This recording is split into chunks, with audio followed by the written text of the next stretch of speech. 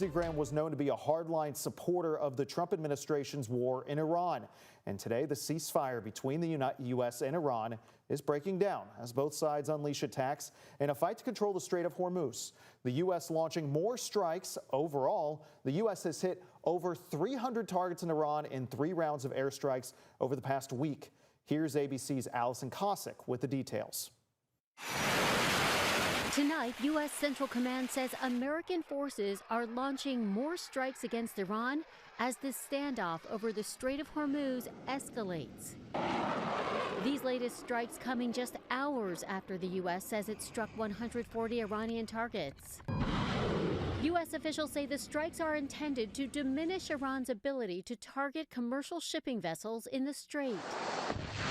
Iran retaliating, targeting several of its Gulf neighbors, Jordan, Kuwait, Oman, and Qatar, all saying they intercepted incoming fire. The U.S. and Iran entered negotiations last month based on a memorandum of understanding signed by both countries. But President Trump suggested last week that interim deal was over. I think it's over.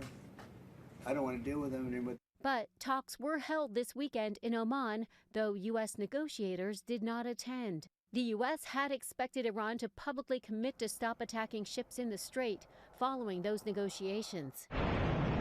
But on Saturday, Iran fired at several ships they say were using unapproved routes and ignored warnings from its navy. And now Iran declaring the strait closed until the end of American intervention in the region. But President Trump telling NBC the critical waterway remains open. It's open. We bombed the hell out of them last night.